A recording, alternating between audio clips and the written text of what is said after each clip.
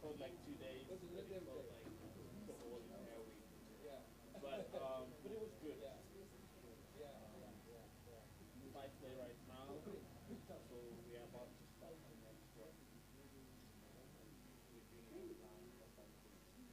Hi. We didn't fight this online. Yeah, it is. I think so too. It is slightly less intense having the because the five books online we meet 2 times a week, and I also thought it is great because you get that combination with dramaturg, with your director, like just developing the play before you can see the actors and everything. So you know the 10 days are going to be just going to be fine tuning and whatnot. We've done most of the writing. Because the pressure here, those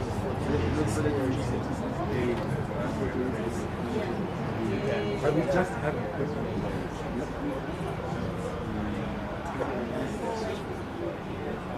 I feel like yeah, we thought it is because I think that was the weakness with what I thought could have been the weakness of the program because I think it's a program that was adopted from people who are like they're professional writers in that sense where all they do is just write. So they are used to kind of that way. But some of some of the plays that we had needed so much work and it wasn't even enough time. So having the longer period where people can have more time to develop each other without the pressure.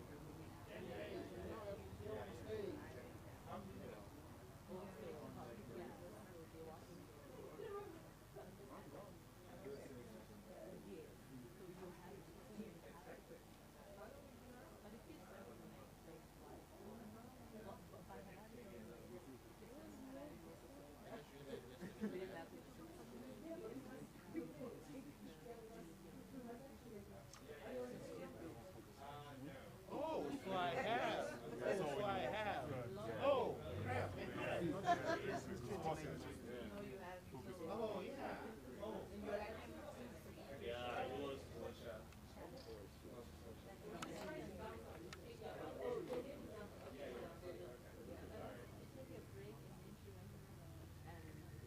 Yeah, it is. Like totally.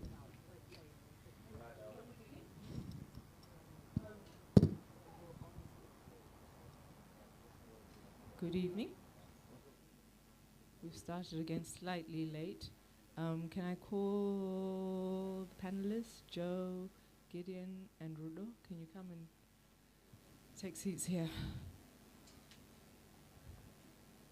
And while they're taking seats, I'd like to welcome you all to the second edition of the ZFIDP in partnership, ZIFFT in partnership with the ZFIDP Film Forum discussion panels. This is the second one that we're having. Again, apologies for the slightly late, I'll use slightly late delay in the beginning. This is a forum that as I said, this is the second one where we've begun to just have, where we can have constructive, productive sort of discussions outside of WhatsApp groups where tempers and emotions can get flayed. So this is a bit more controlled. We had our first session on the 1st of June where we were talking about what is hindering the Zimbabwean filmmakers from making quality productions. And in that discussion, the idea of our stories came up quite a lot. And besides even that also, let's just go to the basics of how you make quality productions. And all quality productions, film productions, begin with a story. And so today's topic is what kind of stories are we telling as Zimbabwean filmmakers?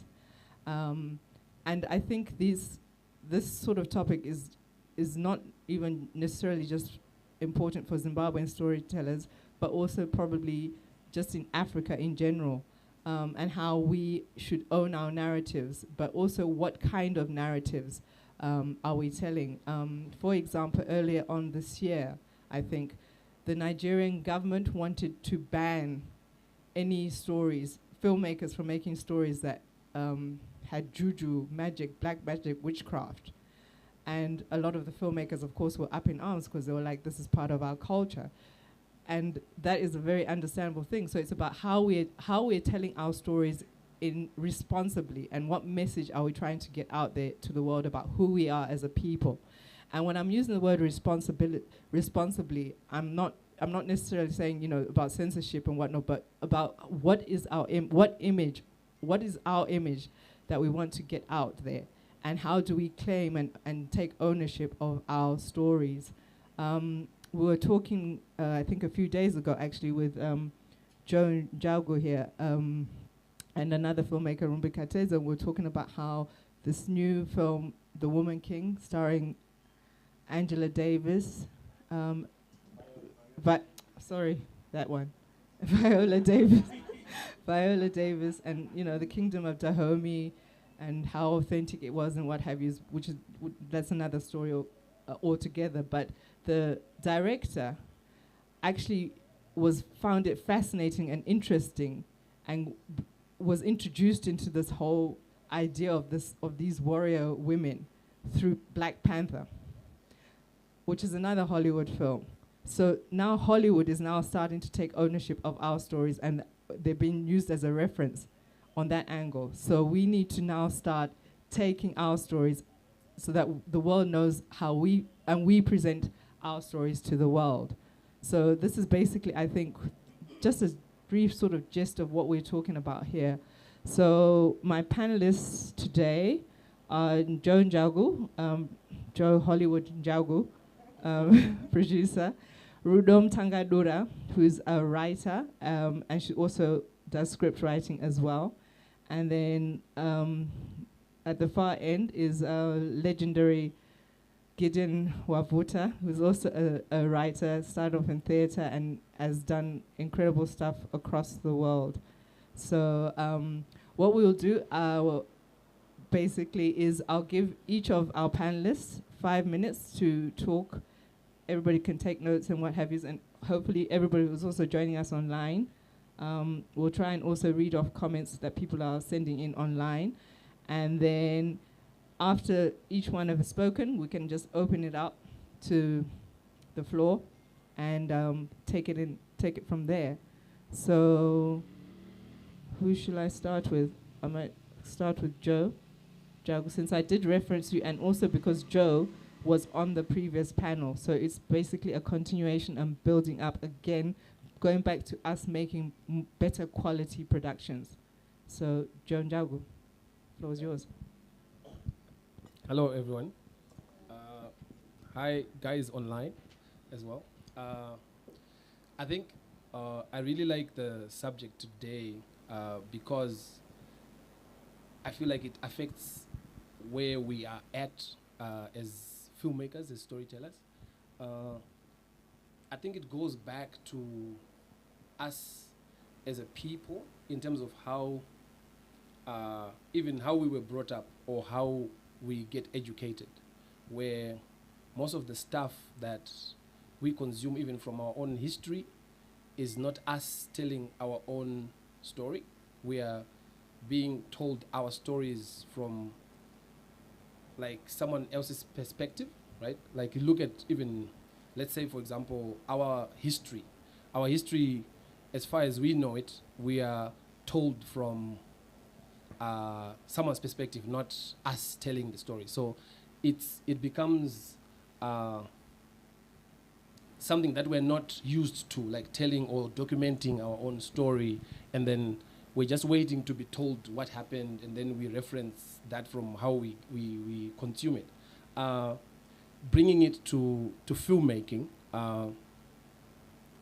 for me really, I look at it from the environment in Zimbabwe. First and foremost, I don't even believe we have a film industry to talk about, right?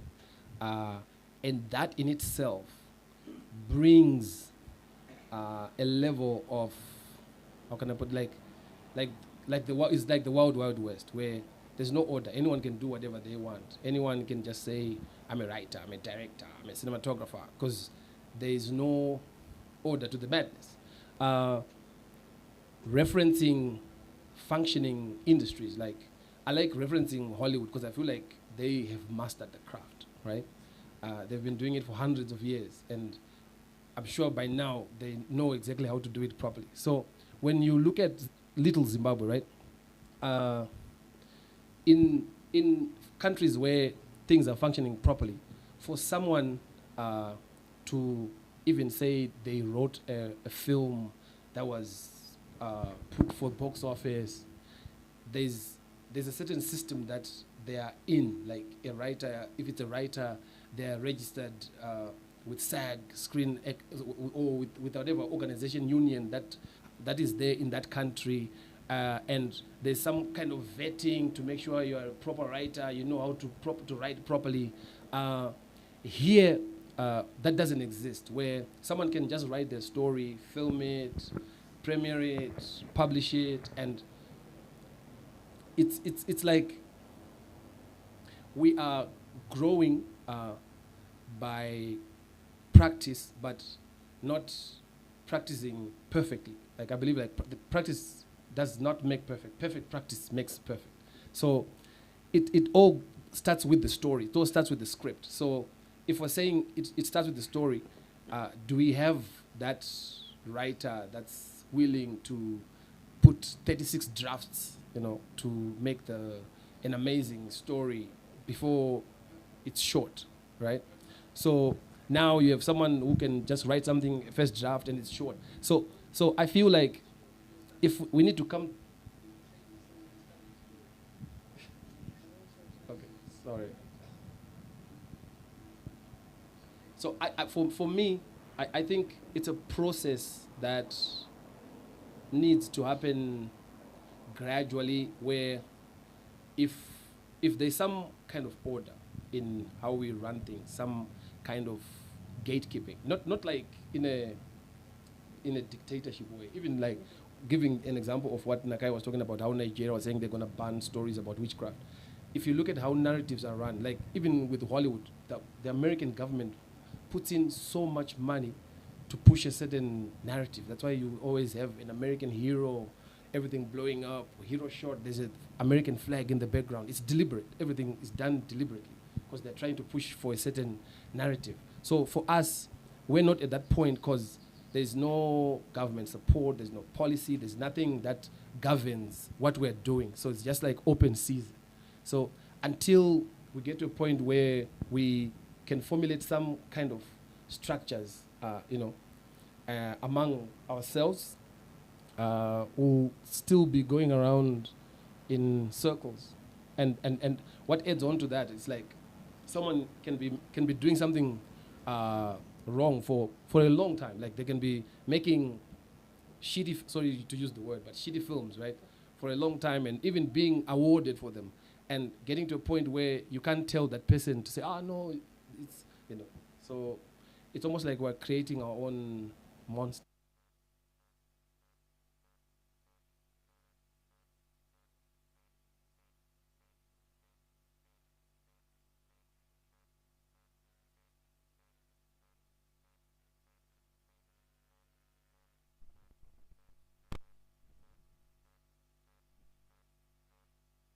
Stories are we telling as Zimbabweans, and what should we be doing? Rudo, take it away. I think the stories that we tell are the stories that we can get paid for. And I'm not mad about that, but it can make us a bit lazy. So we sometimes tell stories based on narratives that already exist. And I think the reason for that is because people like to situate themselves. So if you say your story is set in India, everyone has a general idea of what sort of story they're going to get. They already have their perspectives and understanding of what India is, or what China is, or what Africa is. And Africa already has people have preconceived ideas about what Africa is, what an African story is, and we can get money easier by fitting into the stereotype. So the problem is when we fit into the stereotypes about our continent, about our country, we tend to get lazy about it. So everyone wants to pay the rent. You get money to tell a certain type of story. Some of them are development stories. You know, you take the money because you need to pay the rent. But when you're thrown with the stereotype and the stereotypical story, we tend to not think. And we tend to not think about the bigger picture and the responsibility that we have about the way we are portrayed and the way people will view us and think about us after we've told that story in that way. And it's a responsibility, I think, as writers we need to take more seriously. When I started writing, I was mentored by a British playwright, and she said to me, as a black woman, you don't always get to tell the story that you want to tell because you have a responsibility. And you need to take that responsibility seriously. Other people might have the freedom to tell the stories that they want to tell in the way that you want to tell them. But when you come from a marginalized group, you must take that responsibility a little bit more seriously than we tend to. That's what I think. Okay, thank you very much, Rudo, who you raised some very interesting points there about being, in terms of getting funding and telling a story that the funder wants. I think also something else as well, just to possibly, maybe Gideon, you can also talk about this, just something to think about also, is also sometimes we also have a tendency of, particularly in our films, of taking American so-called stories and just copying and pasting them into a Zimbabwean sort of setting. I think that's a big thing that kind of happens a lot as well. Just something to think about. But anyway, yeah. Hi, everybody. Talking about stories is always a fascinating thing because I'll say the kind of stories we are telling, they're fine, they're good, they're great, right? The kind of stories we're telling in this country, they're great. They are the kind of stories we're supposed to be telling, right? But the problem is not the stories we're telling. The problem is how we are telling the stories, right? I always think that the biggest problem comes when we tell stories. There's a particular structure to how we are supposed to tell a story, right? Just like everything else has a particular structure. There's a certain reason why certain films are exciting and why they are good and why certain films are bad. And a lot of that has to do with how that script is built. A lot of that has to do with how that story is structured. So unfortunately, you cannot stumble upon 1.5 hours of a great script. It's not possible. Like, you can try as much as you want. It is not possible to stumble upon 1.5 hours of a good script. You have to know how to do it. So the fundamental problem is not the stories, it's how we are telling the stories. Every time I think about, you watch the movies, the films we've produced, you watch the TV shows we've produced, right? I was teaching a writing class. And as I was teaching a writing class, I had this experiment where I got a bunch of the web series and the movies that we've done locally in Zimbabwe. And I showed my students and I said, watch this. And they watched them, right? They enjoyed most of them. They laughed at some of the jokes. And then after 6 weeks, I took the exact same things and I made them watch them. The second time, they didn't enjoy them. They didn't like them. And the reason being, they understood something different about how to tell stories. Why I'm saying this is because we are producing a lot of films, a lot of TV shows, a lot of web series that are quote unquote being accepted by our audience. Right. And the reason why it's being accepted by our audience is because that's what we are giving them. Right. Our audience will take what we give them. Right. So there's also another, so our audience half the time will consume whatever it is that we give them just based on the fact that they are desperate to consume the art that we are creating. But at the end of the day, it will always come to, do we understand how to tell the stories? Because it can be quite disheartening sometimes to talk to writers who are shooting their first drafts, to talk to writers who, you know, they write their 10-page treatment and they're like, you know what, we're good. We can go on set and we can shoot this. There's no miracle to this, right? Stories are about just hard work. You just have to write and rewrite. My favorite statement is writing is rewriting, because that's all it is. But the problem is, until we get to that point where we fully understand that there is a rigor that comes to stories, there's a hard work that comes to stories, stories are not the thing that you just do before you switch on the camera, right? It is an actual stage you need to fully invest in, right? Not just invest in, I always say this, people come to me a lot of times, right? Ask me to write, like ask me to write a script, and half the time, nobody wants to pay for that. And the reason they don't want to pay for that, because the script writing stage is not necessarily a real stage. You're just supposed to give us a piece of paper that will shoot. But when you go to a DOP and you say, hey, I want you on my film, they will tell you, hey, it's this much a day. But me as the writer, I'm being asked to invest my time. If at any point you decide, you know what, I don't want to do the film right now, I've invested my time and my energy and I've written the script. But because it's not regarded as a necessarily important stage, the important part is us switching on the camera. I think the important part is we need to switch off the cameras, like no cap. We need to switch off the cameras and actually stop and start talking about story and start developing stories and start breaking down stories. Because half the time you talk to some filmmakers and you ask them about their own films that they wrote, they can't even explain them. That's the honest truth. You can't explain them because you stumbled upon it. Right. So, yeah, that's my rant. Thank you very much, Gideon, and Rudo and Joe. I'm off, but can you hear me? Thank you. You all three made some very valid point. I just also want to ask a follow-up question, actually, Gideon, to what you're saying. Yeah.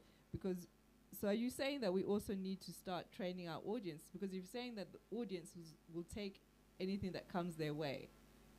Like your students, for example, the first time they loved, they watched and they enjoyed, yeah. And then 6 weeks later, they didn't. So what is that? So we means it, all the stories are great, but we train our audiences how? I mean, what I'm saying by that is the audience loving your work doesn't mean it's good. Doesn't mean that. It really doesn't mean it's good, right? We have an audience that is starved of work. Like this, like the Zimbabwean audience is not a good marker for a good piece of work, because I will watch anything Zimbabwean because I am desperate to watch anything Zimbabwean. So we are not a good marker for anything that is good or bad, right? But when you step outside of this country now with your piece of work where people have options, that's when you'll be like, okay, so it's a tough world out there. Okay, thank you. I think that was very clear. Can I add on to what Gideon is saying? Please do so. When Gideon says that a film has a structure, a story has a structure, it's true. But we haven't had the opportunity to go to, a lot of us, creatives, we haven't had the opportunity to study our craft. So we do stumble. We stumble a lot, and a story is like a skeleton, you know. You should be able to recognize that's a human skeleton. What comes out might be different type of looking people, but it should still be able, you should still be able to say that's the structure. We don't have a structure. People are just going for it, and something's coming out. Okay, thank you very much. I think at this point, I can open up to the discussion to the group. Also, just to remind people who are watching online on our YouTube live chat, please feel free to write any comments, and I can read them out. So right now, I'm opening up to the floor. Does anybody have anything that they would like to say, ask? Any comments? Anything? Anyone? Richard? Yeah. Yes. Yeah, please. you can do that.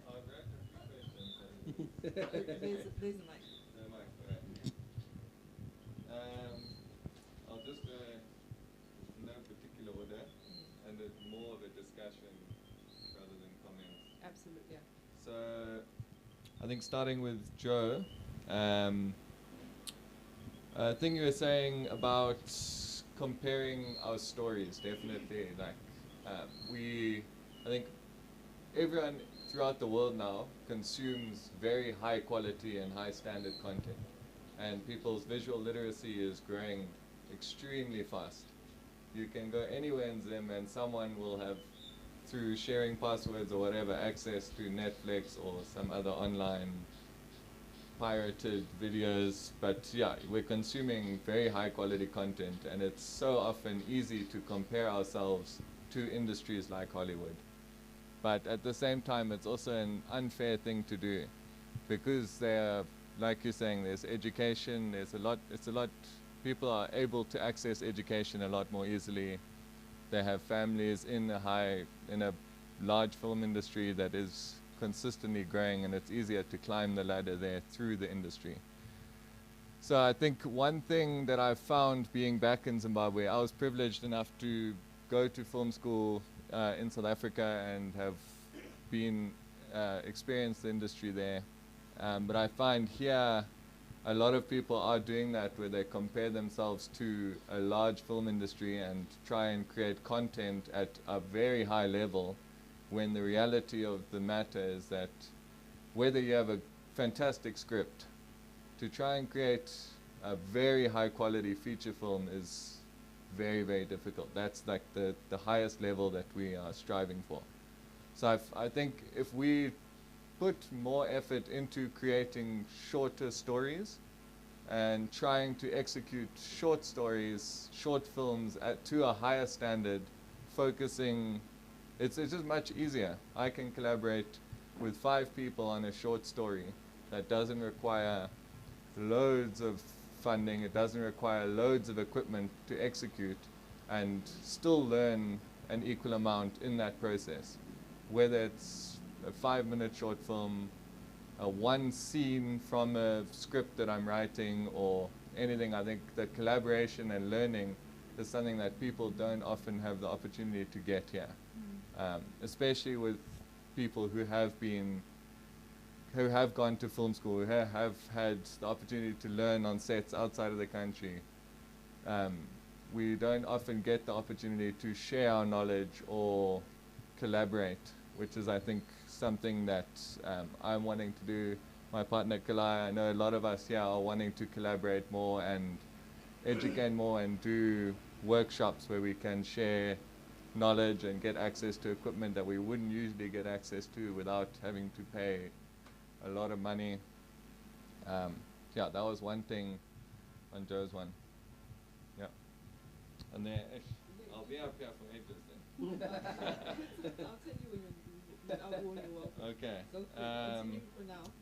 I think, Rudo, the stories that we want to tell are not the ones we get paid for. It's very true, and I think anyone in this country knows that. Because often, like I said, there aren't a lot of big sets that you can get onto as crew and earn a living without having to go out there, find people who want to pay you to make something just so you can get by as a creative in this industry. And I think, again, that's where, like, collaborating on passion projects, small passion projects, where it's not, I have to take out 6 months of my life to execute on this, and it's hard to get the funding. But if we do short films where we can have a passion project, that we can put that 1 hour a day aside to looking at the script, meeting with DOPs, and working on that, then it's an opportunity to learn without the, like, the tax that it takes to make a feature film. And we fit into stereotypes, definitely agree with that. Again, look, that's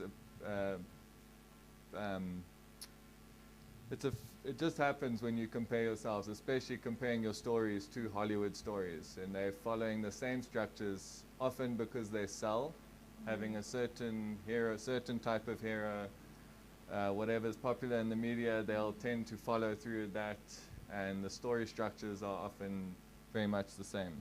And I feel people think it's just safer to do it the way you're seeing it done. So yeah, I think being brave to explore the stories that you want to tell. And again, I come back to the short format where it's easier to do that. There's less risk, less funding needed to explore that and learn from failing, because failing on a big project is costly. And Gideon, the problem is not the stories, but how we tell these stories. I definitely agree with that, and agree with your addition that there is a certain structure, and especially in writing, there's a story and a structure, there's archetypal characters, and it's a craft that has to be learned, and you use those structures to then break the rules, essentially.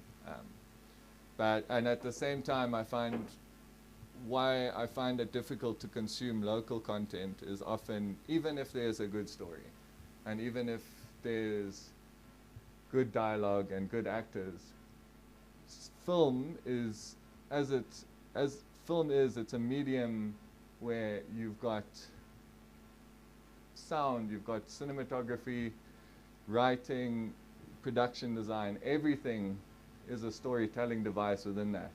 So any part of all of that needs to work cohesively to tell a good story. And I find often an element of that is ways you can have good story, good cinematography. If the sound is crap, it's going to be really hard to digest that content easily, especially with the visual literacy that people have now. So I think bringing up every aspect of our storytelling to a standard is important, because one part can let down the whole. Yeah, that's what I have to say on that. Okay, you've outstayed your welcome. No. Just in time. Okay. Again, it's open to the floor. If anybody else wants to, if anybody else has any questions or comments or anything, just to contribute to the dialogue. I just want to make a point of something that, just from the conversations that's been happening so far, I think I'm getting a strong sense of how people need to collaborate. We've spoken about collaboration before, but we've never really particularly spoken about collaboration in terms of script, and how you do more than, you can't, generally it's not done that you shoot your first draft, but you have to do redrafts and also give it to other people for input. And I think that's something that in Zimbabwe generally never happens. People are very precious about their script, and they don't want anybody to see it until everybody's on set. And when I'm saying sharing it, I'm not saying share it with the whole world, but you share it with trusted people that you know can actually contribute. And I think that's one thing that we need to start collaborating on the script writing process as well. And some people are good at dialogue, some people are good at description, things like that. So those kind of things. Sorry, yes. Musa? No, but the mic. The micro, yeah. Is it working? Hi. So I do agree with you that there isn't a lot of collaboration when it comes to script. It's something that I've encountered myself as an aspiring scriptwriter, I say. But at the same time, I'm not sure if it's because scriptwriters are precious about their scripts. Maybe that's, you know, being a veteran in the industry, you may know better. But in my opinion, it's more like the industry veterans or the people you actually go to for this kind of thing just don't have the time of day for you. They have other projects or other hustles they're going through, you know, and maybe you have to do a certain level of convincing to say that this is worth their time. So how do you then convince, you know, experts such as the ones we have on the panel or others in the, you know, in the audience that, hey, I have this script that I wrote. It's 5 minutes long, one location or whatever. Would you want to look at it and maybe help me work on it or improve it? Yeah, first, how do you get that buy-in? And then also, how do you, like, what would be the end goal of that? Seeing as, you know, you write this story, it's probably just going to be a passion project, as we keep saying. It's likely not going to pay anyone's bills, and you're just going to move on. For me, as someone who's like new in the field, I would say I'm taking, you know, like I'm growing my portfolio or something like that. But for someone who's been in the industry, like what value will they be taking from that? And how can you give them that value? Because it has to be a two-way street at the end of the day for it to work. Okay, I don't know. Gideon, you want to take that? Okay. I'll say this, right. The biggest thing that always happens is, I think you guys can attest to this, you tend to meet a lot of people, like I do meet a lot of people who tell me they want to learn, right? That happens a lot. But half the time, what can be tough is people do not actually want to learn. They want you to affirm the script, to say that it's good. Right. And then this happens a lot. People, because I understand the initial kind of, you know, that spark when you get that fresh idea and it's brilliant and you sit down and you bang out 15 pages or a 60-page screenplay and it's the greatest thing in the world. And then you give it to somebody and they read it and they're not as excited as they are and they give you notes. And after they give you notes, people tend to shut down. I'm talking from experience. Like, this has happened. People don't send me the scripts anymore because I will read your work and I will give you notes, because I understand that the only way your work is going to get better is if you keep working on it, right? But the other part that I also understand is it is also a skill, number one, to be able to take notes. It is also a skill to be able to rewrite. So part of that is you might have sat down and written your script, and I might give you a bunch of notes, but sometimes you don't know how to interpret them. So I had some times when I would say to people, okay, cool, right, I do want to help you out, and I understand that this might be difficult, but let's go through the process slowly, and I will help you. Here is a screenplay. Go and read it. And we'll have a conversation about it so that I can use it to illustrate how you can make your work better. But people don't want to do it. That is usually the problem. And I understand, I get it, and I understand that might definitely not be you. But sometimes the dedication to actually get the writing done, I do not want, this is me being brutally honest. I have been looking for a writing partner for years and I haven't found one because nobody wants to do the work.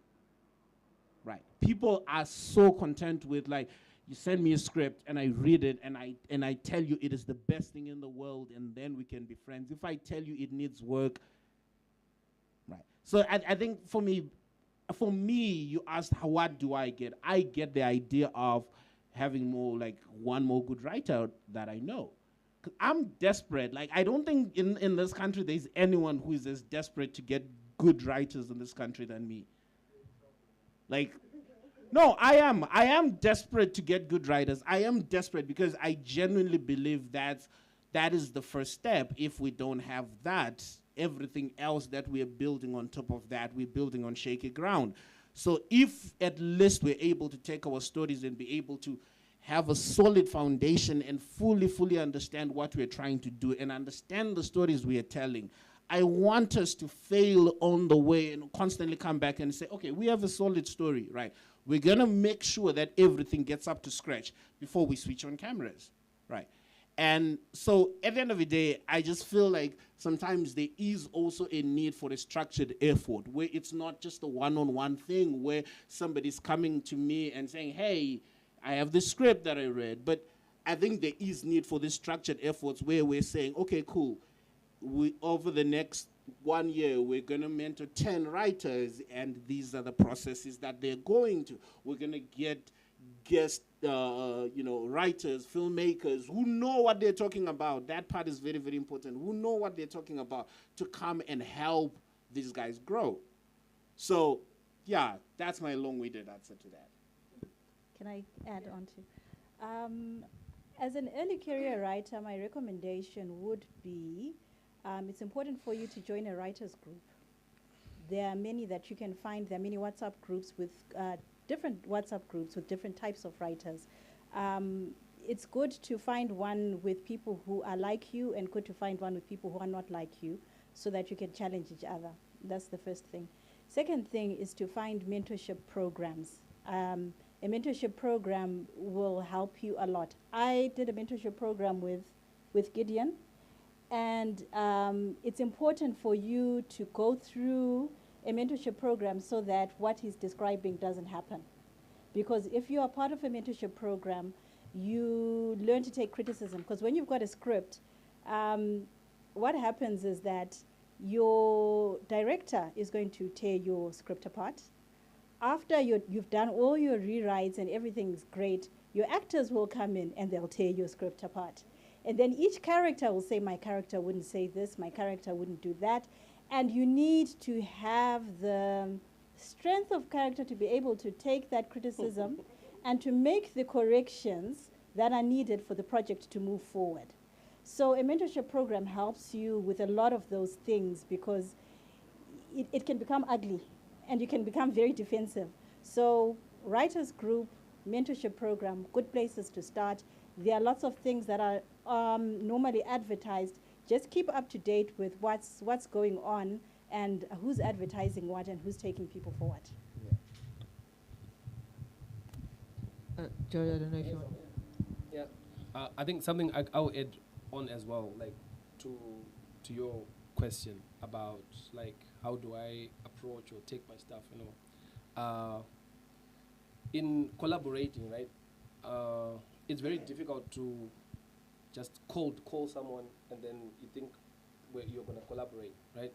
It's you need also to make an effort to like to invest in like a little relationship, friendship of some sort, right? Like I can't collaborate with someone I don't know. You get what I mean? Because like with film and in our work, it's almost like it's like a marriage. Like you can be working on a project for the next 2-3 years. So you have to invest in that little relationship of getting to know each other before you can say, oh, like over drinks, over coffee, something that's not even about filmmaking. So that you, at least you get to know. Imagine if you're collaborating with someone and you don't like each other and you're doing that for the next 2 years. It'll be horrible, you know? Yeah. And in Zimbabwe, it's very easy. We're a very little community, you know? Like there's WhatsApp groups, there's like a lot of these little things that you can just get to know people and engage them. Yeah. Thank you. I'd just like to add on to that as well. To you, we were actually talking about earlier on. I think all of us here, I think we all get scripts and we're all very much interested. But also, what tends to happen a lot of times, we were talking about this earlier, is you'll get a message from some random person who'll say, "I've got the best script ever. Read my script," and they send you a 90-page script and want feedback. I don't know who you are. I don't know, and you've given me a whole 90 pages. You can't even. I don't even know what I don't have a synopsis. Give me a synopsis and outline so I'm even interested in the story. But this is what tends to happen a lot. So further adding on to what Joe says, it's also how you approach people, because you can't just randomly just give me your script online. Either you found somebody's email or somebody's WhatsApp, and I can't read, like, if I'm getting like about 3, even 2 a week like that, and I don't know you, and already your writing in the writing of the message is also already problematic. So you have to at least find a way to get to a person directly. And you, at least if you're having a conversation with somebody face to face, on knowing somebody, but just randomly just asking people to, because everybody also always thinks that what they write is great. And to you, it will always be great. But, you know, about also accepting comments, and also, particularly as a scriptwriter, you have to have a thick skin. And you talked about a passion project. It's your passion project, but you're not going to make it unless you have to be able to accept criticism, as is broken down, as Rudo was talking about. You cannot take all the stuff personal. You have to, and this is where it's also, which is where script writing is also different from writing like prose and stuff, because it's a whole collaborative issue. You've got the director, you've got the producer, you've got the actors. So you really have to have a thick skin to be to be a writer. Sorry, can I have my final thing? Yes. When you're also approaching someone with a script, it's important that you try to make sure that your format is correct, your font is correct. Go online, find out, YouTube tutorials, so that when someone is looking at it, they are not immediately put off with the fact that someone hasn't bothered to find out the correct font or the correct format. Small things like that do help. Okay. All right. There's 2. Okay. Yeah. No. Ladies first. Ladies first. Okay. Sorry. Hi guys. Yeah, I don't know. I'm here, so I was like, let me grab the mic. Didn't really think about what I was going to say before. But I think with story, I think it's really interesting.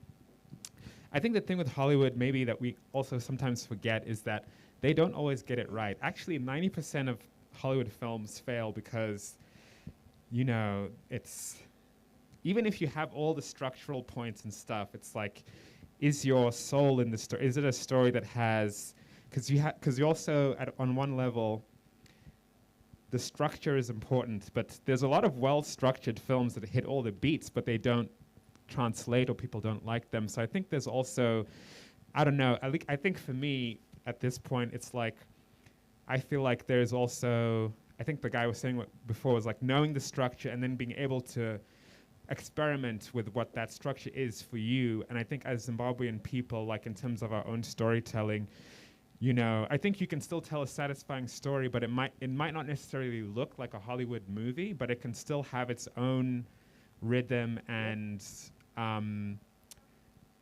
structural points that work. So I guess my thing is just to say, like, because I feel like even that Hollywood structure, very American, very Western, it's kind of all about, American film tends to be about the power of the individual and like, that the hero doing it all alone, whereas I feel like culturally, at least Zimbabwe feels a bit more like collaborative in terms of how things go. I mean, that's just a thought, but like, I think there's something to trying to discover and experimenting in the short format, but to try and discover like to like completely throw everything that you've ever seen out of the book and then try and see what comes out of you. Because I think in trying to follow structures that work, you can potentially lose the soul or like the truth of what you're trying to say. So I think it's like a delicate balance.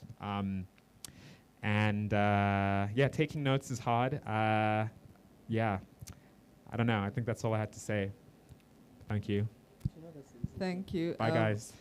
Okay, I don't know, Kalai, Billy. Okay, clap for him if you want. I don't know.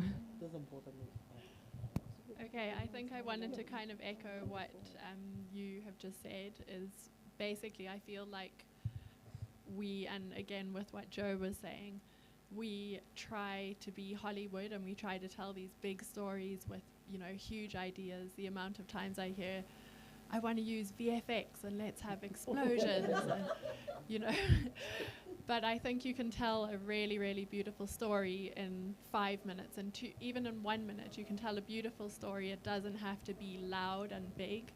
You can tell a story that focuses on the human experience, on, something that's real to you and that's true to you. And I think I would like to see more of that in Zimbabwean storytelling. There are so many beautiful stories all around us, so let's be us and, tell what's also realistic. Simplify. It doesn't have to cost millions of dollars to tell a beautiful story. Simplify, focus on what's real. That's what I'd like to see more of. Thank you very much. I just want to touch on a few things and probably summarize, but I'll start off from what MJ said, Mkoma Joe, about about the industry part. For me, I think that's where we need to go back to. Everything else goes back to the foundation. Let's talk about the value chain of the film industry. That's where all the problems are. You can't judge the story and say it failed because your instrument of measuring and testing it is wrong. Why am I saying it's wrong? It's because you're looking at the end product, but maybe the script was perfect, the story was perfect, but the execution, the editing was wrong. So it goes back now to say, look, do we have professionals? Do we have the right people in the right places? Which is where I feel we need to start. First of all, let's fire everyone. Everyone should throw away their titles, because what happened is people started sending DSLRs from UK and everyone became a filmmaker overnight. Yeah. They sent laptops, everyone became a DJ overnight. So we have got these WhatsApp groups where my auntie gave me a drone, I'm now a cinematographer. I'm now a director of this, but we never invested in perfecting the skill and the craft and being professionals in what we're doing. So when you look at a group, half the time I exit, and I got into another one again, and you actually discover 70% of the people in that group, they're actually photographers that charge $5 an hour, but they're calling themselves filmmakers. When you have a film issue, they're not even concerned because they are not filmmakers. So we need to redefine who's a scriptwriter. What qualifies you to be a scriptwriter? Do we have a body that endorses to say, look, this person has gone through training, this person has gone through mentorship, this person is qualified for this. And even like when you look at how we rate films, the best script, like you said, how do you know it's the best script? You haven't read all the scripts written in Zimbabwe. So on what grounds can you qualify or quantify your script to say it's perfect? So the value chain and professionalizing the industry and going back to the basics to say, look, we're going to have, say, a ZIFFT say, look, we want to standardize the industry. We have 5, 6, 7 scriptwriters that have been proven, that are practitioners in the field. Can you please, please, please start up like an assessment? Bring us your script, we'll mark it. If you get 10 scripts that have got this mark, then you qualify to be like in the Scriptwriters Guild. And you have that certificate, say, look, I've been endorsed, I'm qualified. And then now we know our stories are great. We then go to the directing, we then go to the filming, and then go to the editing, the whole value chain, and perfect that whole industry. So I think our method of measurement to say our stories are wrong by judging the end product is incorrect. I'll give you a practical example. Let's say someone shoots a music video.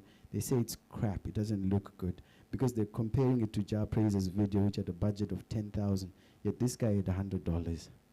So I don't know.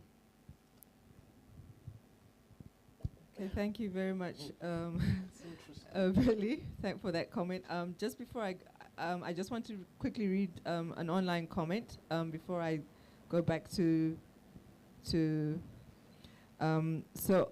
There's somebody here. Okay, so people are also commenting on on the ZIFFT Hub group and then the ZFIDP group. So Matthew Sunday says, guys, I think we're all going around and around and leaving one important thing. We need stories that actually go hand in hand with our livelihood. our livelihood. The current situation in the current situation, we are not copying and pasting American and or Nigerian story. In the current situation, we're just copying and pasting American and Nigerian stories. Sorry, was that clear? Because the writing. And then he also goes on to say, this was the main subject, right? But the main subject being what stories are we telling. But our speakers are not talking about it. The host is talking about equipment and stuff, which is not our subject here. But I think it's part of, it all makes up part of the story. And Billy Kabasa, somebody really likes your contribution. So let's continue. Anybody else has anything to add or to comment? Can I respond to that? Yes, you can. So this is the thing about standardization, right? I disagree on it like in a big way when it comes to standardization. And the reason why I disagree is if your work is good, it would just rise above, right? Standards will set themselves when the industry is right.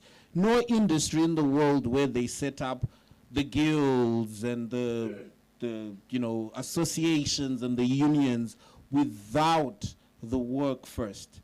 So I think the work needs to be good first, needs to get to a point where, whether you like it or not, you will have to sign up to a guild to be able, because at this moment, no matter what we do, even if we say that we are going to have a writers guild and people, you will not stop me from making my film because I'm not in your guild, right?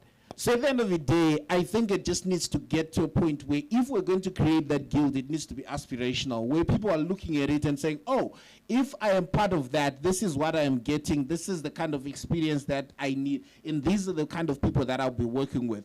So I think standardization needs, I think we're very, very far from standardization. I don't think we're anywhere close to it until I think we get to a certain skill level where all of us have been able to achieve a particular skill level. I think what we need at the moment are developmental and educational opportunities, right?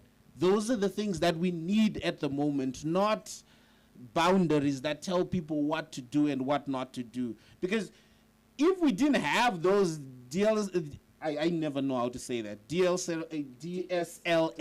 cameras, right? We would not have Lobola. Right. We would not have these films, this wave of these filmmakers that then came up.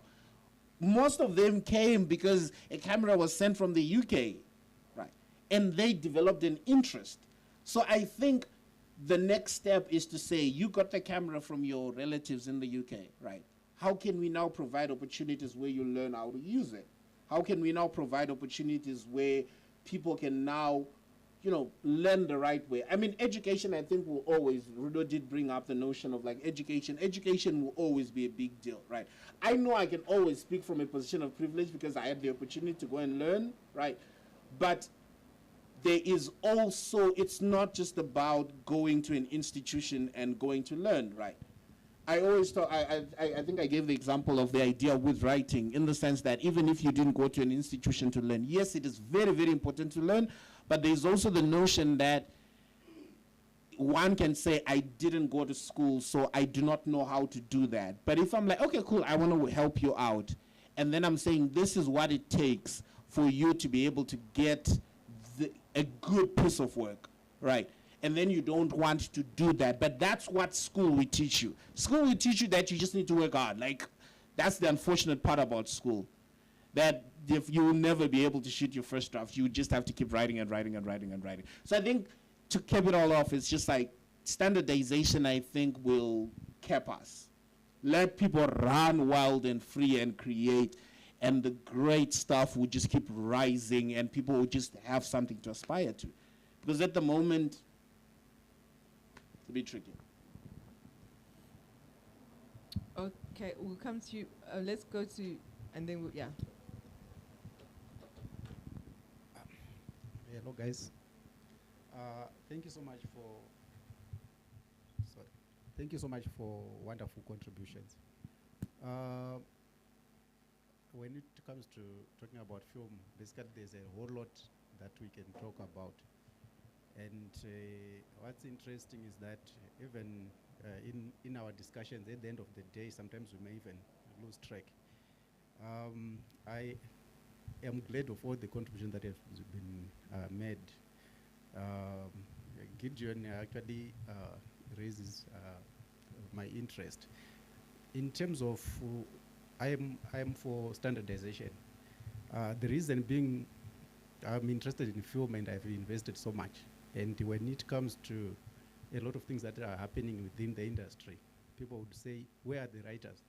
And when you look at the producers, the directors, they're looking for great writers. And if we cannot standardize, where can we get those? Because basically when you're saying standardization, you're just saying this is the level of saying good quality. At least that's where we are starting from. You understand? We are not saying we want to close people out. We want to say when Joe wants to get a great film, then he can go to this guild. These are the people that can actually write great content. You get it? Yes. So Billy has talked about that, where he said people, when they obtained cameras, when they had access to equipment, eventually they graduated into something which they have never invested in, actually attending training to perfect their skills. And that's the reason why we have a whole lot of crap on the market, like you were saying, like what also Joe was saying, that we have shitty stuff on the market. Because everybody, they just write their story and they go to shoot. And when you ask them that this story doesn't cut it, they tell you that it's my story. You get it. It's my story, it's my passion project. Yes, it's your passion project, but at the end of the day, you are not making films for you. You are making films for an audience. You get it? And that's the very same thing where I also come to a point where I disagree with to say audiences are being fed rubbish. No, audiences are not being fed rubbish. Audiences are wise enough. If they want a subwoofer zip, they can always get subwoofer zip. If they don't come to your content which you paid 20,000, it's because they don't see whatever they want there. You understand? So sometimes you can go and create your 50,000 worth content, but if we cannot relate to your content, we can't even tap into that particular content. I've seen people with a great gear which they hire out. You get it? They hire top of the range gear out here. It's too expensive. They produce that and they have 762 views. Subwoofer zip is at 300K in 6 hours. You get it? And don't tell me that people are watching rubbish. Look, they go on YouTube and search specifically for that. That's what they want. So when it comes to marketing, give the customer what they want. Yes, you can go about and do the Apple way of teaching people that you need smartphones which are very much more smart and what. That is if you have the time and the budgets to do that. But when people want just to see people beating each other, like those Western movies, the karate movies, which were made specifically for the African market because we liked beating each other so much.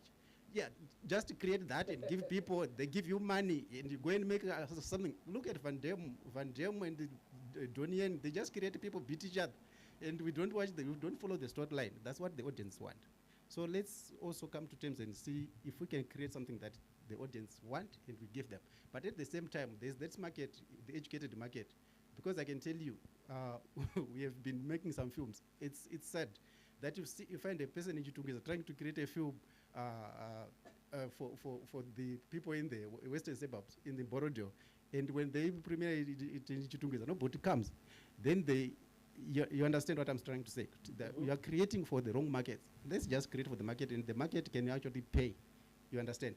When it comes to great stories, let's also have the great people who can do stories. The Rudos, you, Gideon, and Joe creating for different markets. Forgive me for being naughty. I just want to add on and also comment a little bit. The advantage of having bodies that are there, that endorse, people then know what is good and what has been filtered and what has not been filtered, because there's a lot of content out there. When I'm looking for content, if I see Sony pictures, I see Universal pictures, I know that that's good value. So we need to also have a system whereby whatever is Zimbabwean has got some form of a tag to say this is good or decent. Because we need to create a market if the industry is going to be viable. People in the diaspora, people abroad, Netflix, when they want to look for content, they need to have somewhere to say, if you find it's got ZIFFT, if you find it's got this body, then it's good quality. That's what I'm pushing for. Okay, thank you very much. While the mic is being moved, I just want to go back, because there are people on the group who are a little bit frustrated. Well, I don't know what the word is, but concerned that we're spending a lot of time talking about equipment and whatnot. But I think, correct me if I'm wrong, how we ended up speaking about equipment and the availability of DSLRs and just equipment available all over the place that affects in terms of the kind of stories that we're telling, because we're having people who are not necessarily trained, scriptwriters, filmmakers, and what have you, who just shoot. So it affects also the kind of stories, the fact that there's so much equipment that's just available to every Joe public means there's a whole bunch of people who are not taking time to learn the craft and the craft of filmmaking as a whole, but then also beginning with the story. So if anybody who's got a story can then, because they've got access to a computer or to equipment, they go and shoot without concentrating, taking time to at least structure out a good script.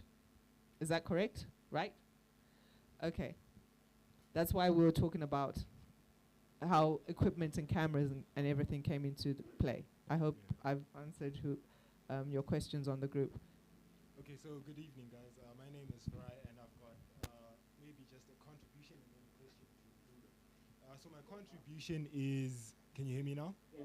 My contribution is the back and forth, I think, regarding structures and processes. I think it's complex because the internet really breaks that.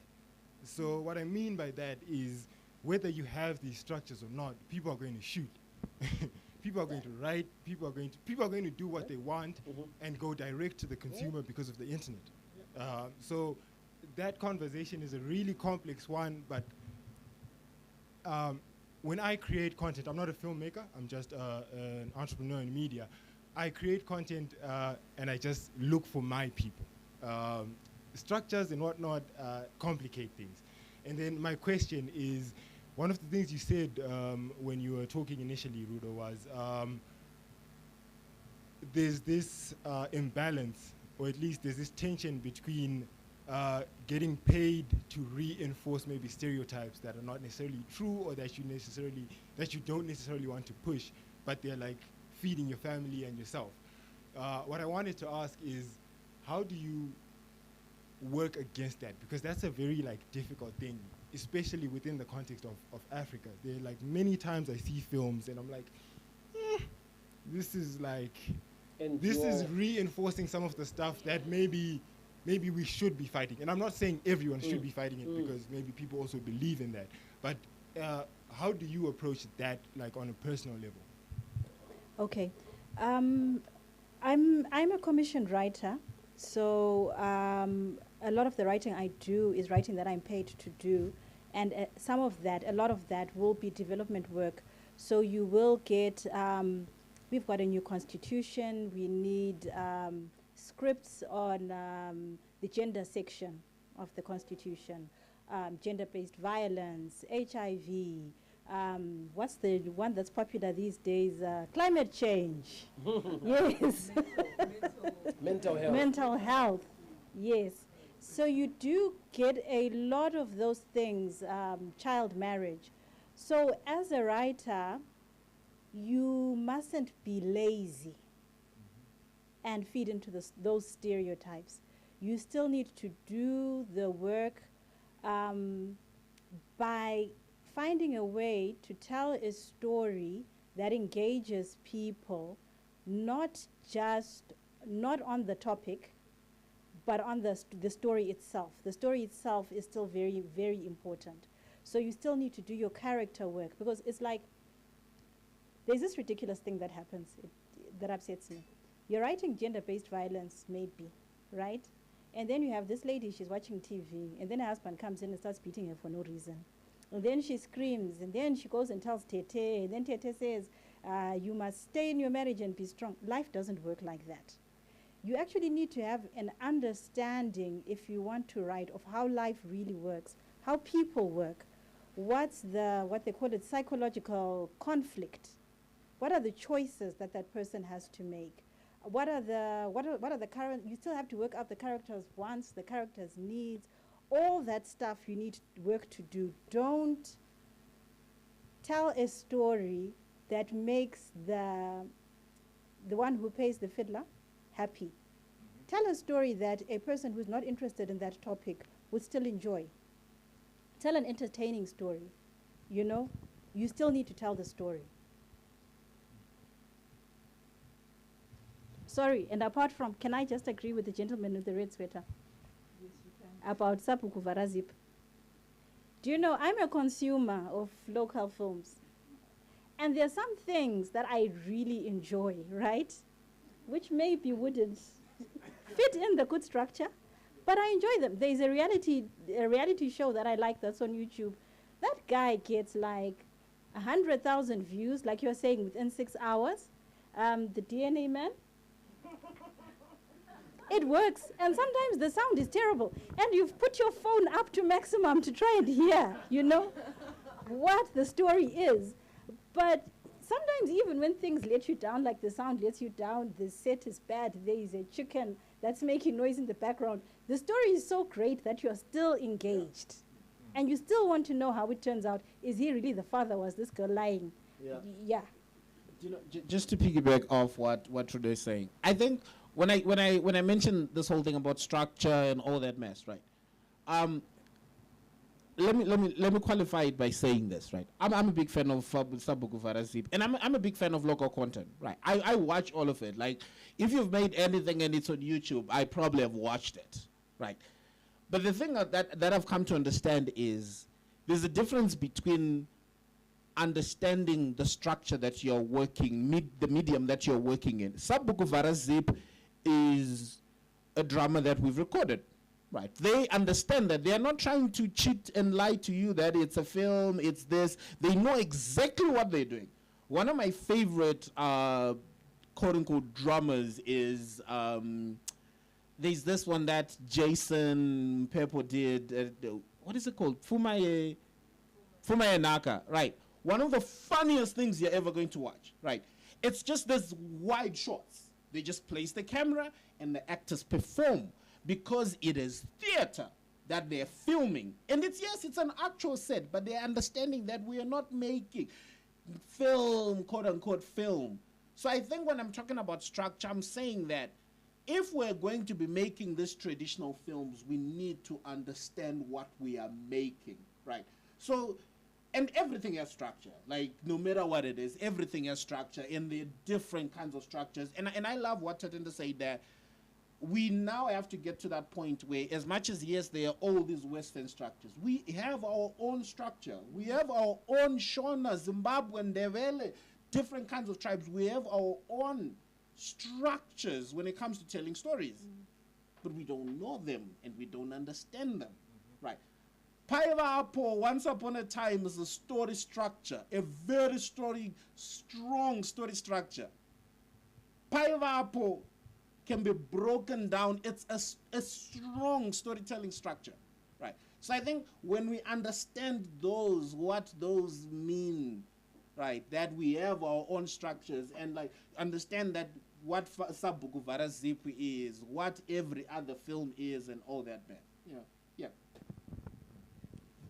Okay, I'm going. We need to start sort of wrapping up now, so I'll just take the last few comments before we wrap up. So, you, Richard, anybody? Yeah. Okay, so I've got 2 people.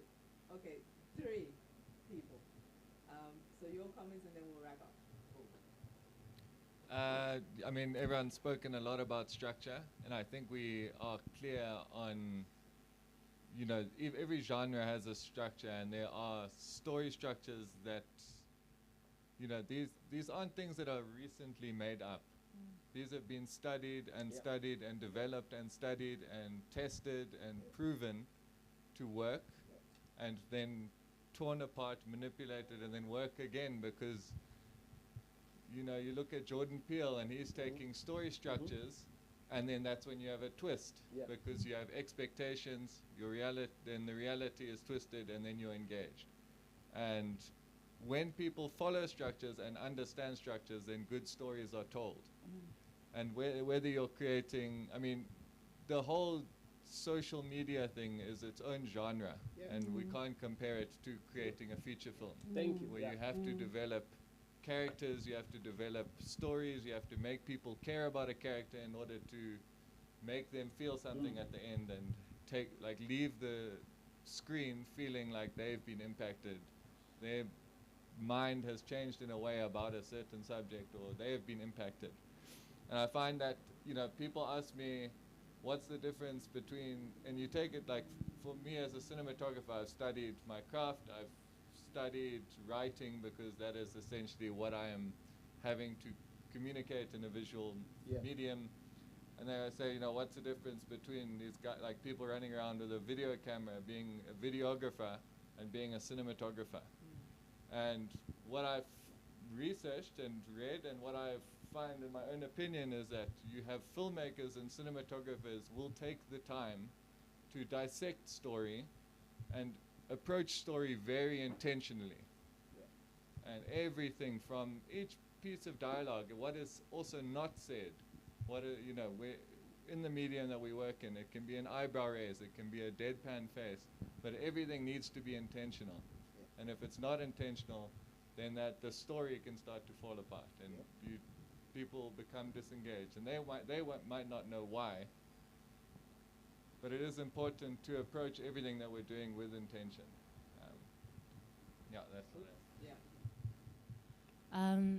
Well, I have 3 things that I wanted to say. First was, there's something that I really like saying. Well, according to my own observation, I believe Zimbabwe is a blank canvas when it comes to film, and I think that's our strongest point. And as educated filmmakers, creative people, even whether you've studied or not, I believe Zimbabweans are generally intelligent.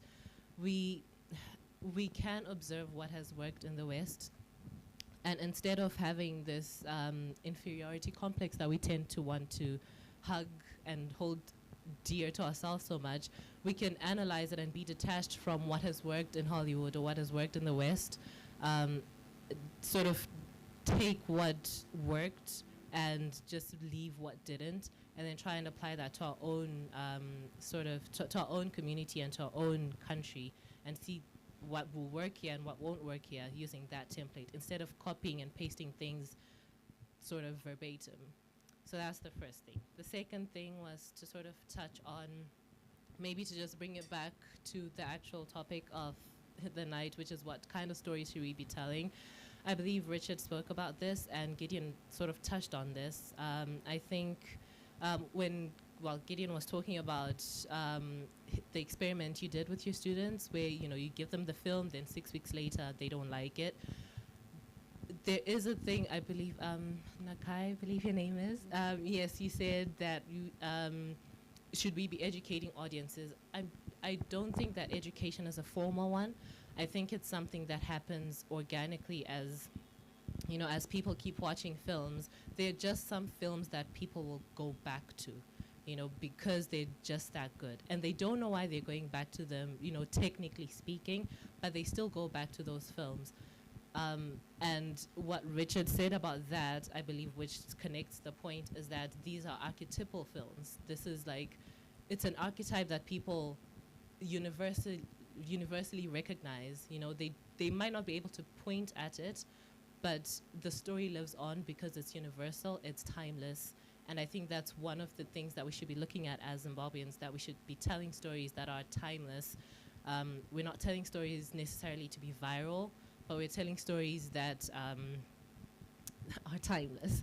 And then maybe to Rudo's point, I believe, that, sometimes you have, say you're a commissioned writer, as she is, and you have the issues that you're writing out. I like to go back to this film. I don't know if you guys watched it. It's called Don't Look Up. I'm not really into climate change and all of that like that, but I enjoyed the film so much because it was really just a good film. And I guess that's also where we should be learning as filmmakers in a blank canvas, right? We should know how to tell the important stories, how to make people care about what we care about, but without necessarily preaching to them and badgering to them, because like they already have that on Sundays at church. You know, we should like be more, I feel like, yeah, we have to to be smart about it and creative, just the way, you know, because that's where our talent lies, instead of trying to copy and paste things that don't work for us. Thank you very much. So you're the last speaker, and then we wrap up. Thanks. So I have, it's a question I have, and yeah, at the end of the night, I guess it's not really what should be done. But It's I'll a ask question it we can anyway. all go home and think so about. it's just something that's been, it's a thread that's come up a couple of times. Joe, you started when you spoke about Hollywood and the money that's put in by the system to perpetuate a certain narrative. And Rudo, you spoke about it as well in terms of, you know, the money, it's good and you're not mad at it. And a number of people have spoken about how the motivation to tell a story sometimes comes from, probably a lot of times, comes from the money that's available. Whatever the whatever the country, whatever the context. I think with Nigeria, there was a lot of money put in by churches that's colored the type of stories that are told now. And it makes me think that probably the better of the producers or filmmakers or creatives are the ones who end up getting the money in a very, if you're in a space where there's a lot of creation being done, the best rises to the top, and that's generally what gets the money. So the type of product that comes out in the end, is it not in the end defined by the money that's put into it? I think that's kind of my question, comment, whatever.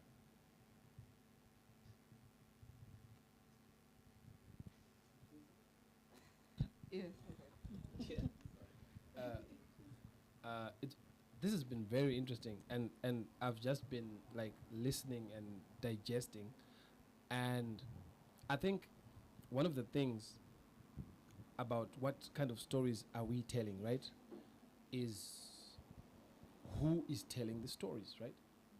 Us as artists, right? Who have the responsibility to tell the stories, and each one of us, right, in this little sector that we have in this country wants to make it. And everyone has their story. Everyone has their idea that they think if they do this, they'll make it. And we tend to be in a spot where for writing, right? Writing takes time, writing takes development, writing takes a team, writer's room, you know, and no one is willing to let go of their idea and their time to jump onto Rudo's idea, to jump onto Gideon's idea, because they're like, no, why would I invest my time in? And this is just observation and thinking, like, because if we're saying, what story are we telling, right? Like, right? It's about the time, it's about the project, and it comes to what Richard is saying, and something that I always love to preach about, collaboration. Like, and I like what Gideon said when he said, let's switch off the cameras, right? Let's switch off the cameras, right? Let's sit down and because I feel like we don't even know what is our Zimbabwean style of storytelling. We haven't even developed the style of storytelling. Like, you can watch something muted with no sound and you can be like, oh, it's a South African item. Easy. Oh, it's a Nigerian. Oh, it's a with no sound, right? But as Zimbabwe, we haven't reached that point yet, because as an artist, every artist, it's a journey of trying to find yourself. And in that journey, you keep on trying to make different films. And the hardest part with Zimbabwe, right? It's sad how, as a nation, this is my own personal opinion, I feel like we don't have an identity, right, of who we really are. That's my opinion. Been through a lot. Right? Yeah.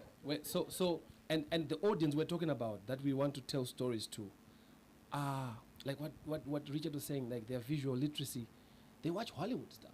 They watch, like, they already have a way of how they watch films, right? So, in as much as you can say, oh, I want to experiment with them, they'll be like, no, that's whack, because it's not how I watch films.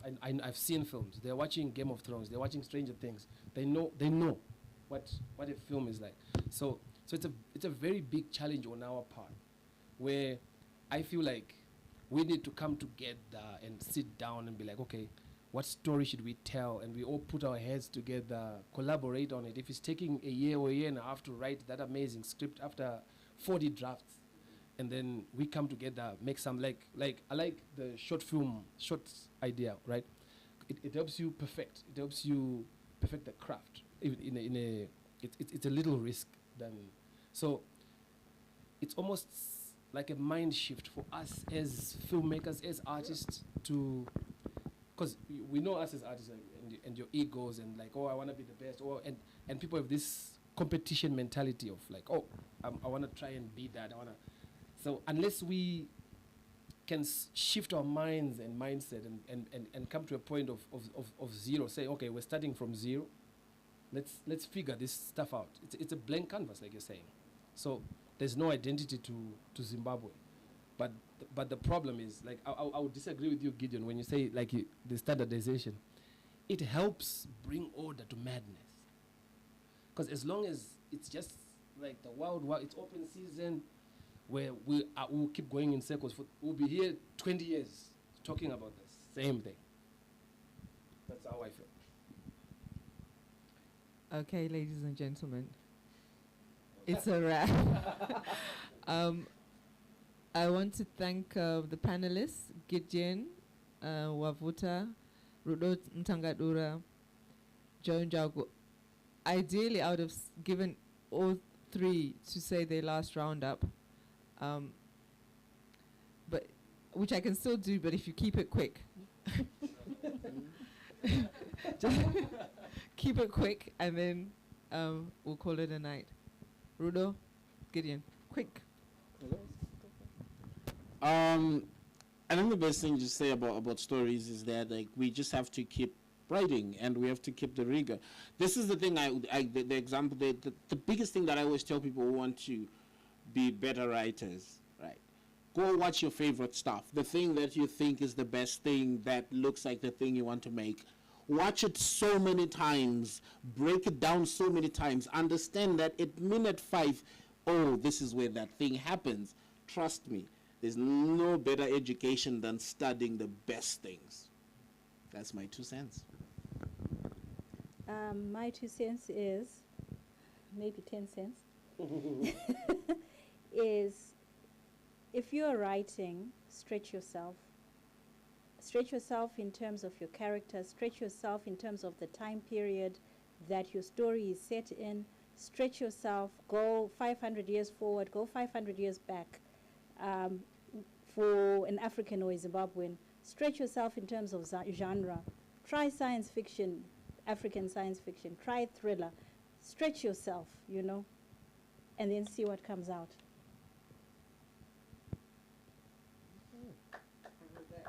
Gentlemen, on behalf of the Zimbabwe International Film Festival and ZFIDP, we would like to bring this session to a close. Thank you very much for joining us, and we look forward for you joining us for the next workshop, which will be advertised in due time. Thank you very much. Thank you.